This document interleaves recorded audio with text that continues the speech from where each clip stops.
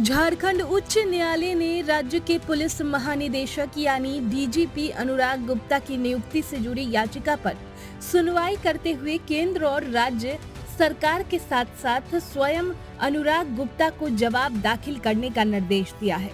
ये याचिका झारखंड विधानसभा में नेता प्रतिपक्ष बाबूलाल मरांडी ने दायर किया है।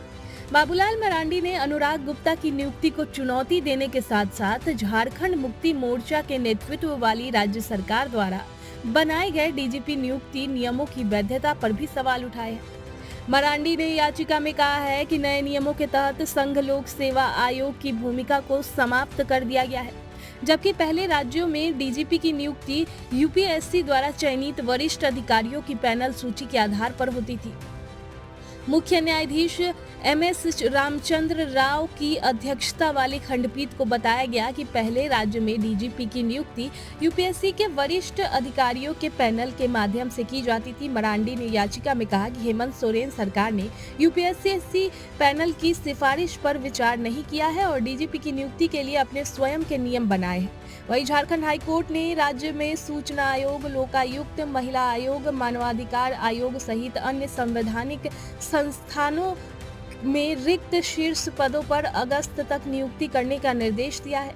झारखंड हाईकोर्ट के chief justice MS Ramchandra Rao और जस्टिस राजेश शंकर की खंडपीठ ने अधिवक्ता राजकुमार और एडवोकेट एसोसिएशन की ओर से दायर जनहित और अवमानना याचिकाओं पर सुनवाई करते हुए यह निर्देश दिया। सुनवाई के दौरान सरकार की ओर से पक्ष रखते हुए महाधिवक्ता राजीव रंजन ने अदालत को बताया कि राज्य की विधानसभा में नेता प्रतिपक्ष नहीं होने से संवैधानिक पदों पर नियुक्ति की प्रक्रिया बाधित हो रही थी। कई संवैधानिक संस्थाओं के प्रमुख की नियुक्ति के लिए चयन समिति के नेता प्रतिपक्ष का रहना अनिवार्य होता है। अब नेता प्रतिपक्ष का चुनाव हो गया है तो कई पदों के लिए नियुक्ति प्रक्रिया भी शुरू कर दी गई है। जल्दी सभी संवैधानिक पदों पर नियुक्ति कर ली जाएगी। इसके लिए उन्होंने कोर्ट से समय देने का आग्रह किया। इस पर अदालत ने मामले की अगली सुनवाई अगस्त में निर्धारित करते हुए रिक्त पदों पर नियुक्ति कर कोर्ट को सूचित करने का निर्देश दिया। सुनवाई के दौरान प्रार्थी के अधिवक्ता अभय मिश्रा ने अदालत को बताया कि सरकार की ओर से बार बार एक ही बात लंबे समय से कही जा रही है कि नियुक्ति प्रक्रिया जारी है, जल्द नियुक्ति की जाएगी। अब तक प्रक्रिया पूरी नहीं हुई है। राज्य में सभी संवैधानिक पद रिक्त है।